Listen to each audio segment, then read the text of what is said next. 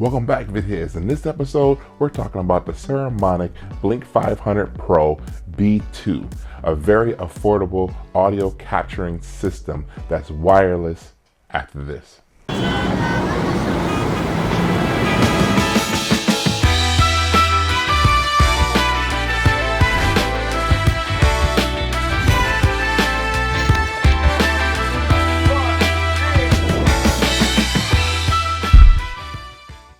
If you've been around this channel any length of time, you know this channel is all about iron sharpening iron, and we're all taking our skill to the next level. If you're all right with that, go ahead and hit subscribe. And don't forget to hit the bell because we got a lot of content coming at you, and I don't want you to miss anything that may end up helping you.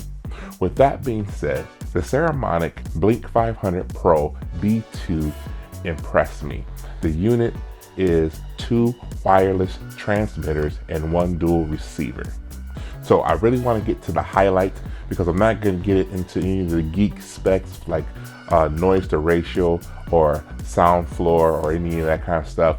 I actually watched a YouTube video from TLDR filmmaker, and he was actually reviewing this particular unit, and I was impressed and intrigued.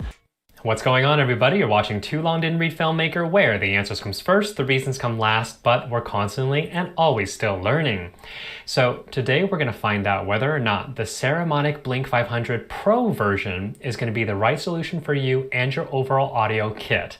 And I want to thank Saramonic and Mac Group for sending this out to me so I can provide you with my review today. I went ahead and pulled the trigger and purchased it, and I've had it for a couple of days now. I've been kind of pushing it to certain limits to try to see what I can and what I can't do with it, and I'm glad I purchased this unit.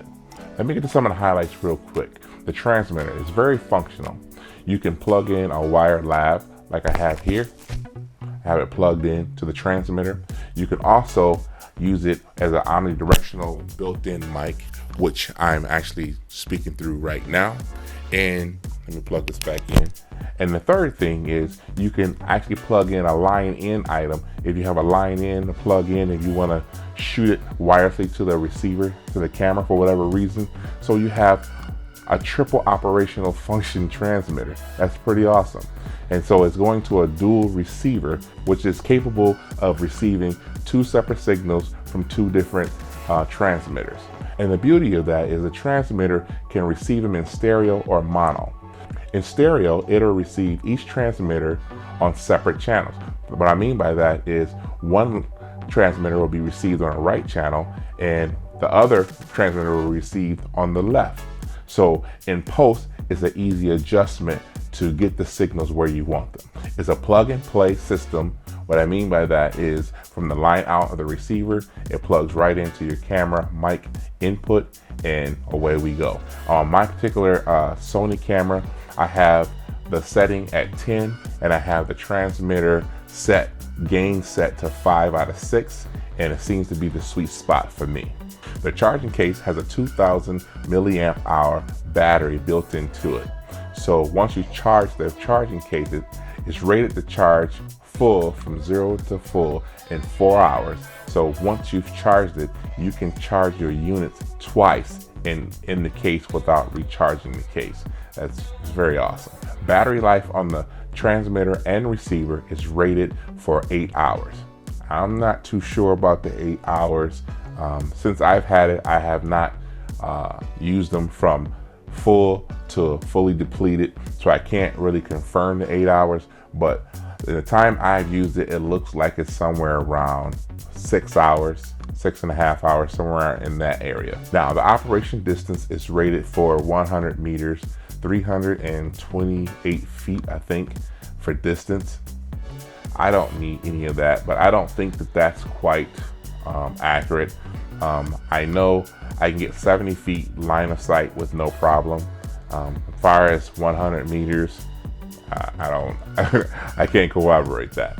But I'm be honest with you, the subject that I'm shooting is close, within 10 feet, and that's all I really need. And again, this unit is affordable. At $299 USD, you get 2 transmitters and a dual receiver. That is pretty awesome. And you put them in a charging case. The case charges the units for you pairs the unit for you. No fiddling around. It comes with the furry cat or the dead cat, whatever you want to call it, for both of the transmitters. Also comes with 2 line out cables, one to go into your camera and one that will go into like a cell phone. Now for me, it's all about the quality that I can get out of the unit, how far I can push, what's my limitations. And so that's the kind of things I'm looking for. Now, prior to using this particular system, I have a Sony wireless UHF system and that I have been using, and it's pretty expensive. That's the drawback to the Sony.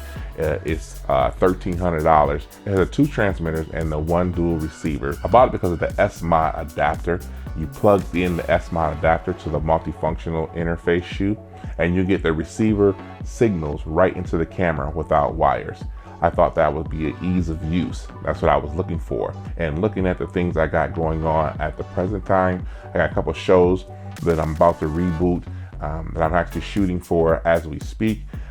I looked at this as being one of those things that just makes my job a lot easier. Especially when you're a one-man band, you're trying to make things as seamless and easy as possible because there's less things you have to do. Another good function I found with this system is when I'm making my YouTube videos and I'm doing tutorials where I'm doing screen capture and I'm actually explaining certain things on the screen. So I will actually capture what I'm doing in Premiere Pro and that kind of thing. And I would normally record my audio with an external recorder. I think I use this Tascam DR60 MK2 or whatever, and a shotgun mic. Well, now I can plug in the transmitter and actually capture my audio right in the OBS studio, and that's less I have to do in post. I don't have to sync up any audio because the audio is already there. And with the 6 levels of gain that I can get out of the transmitter, I can adjust it to make sure that my gain level is sufficient.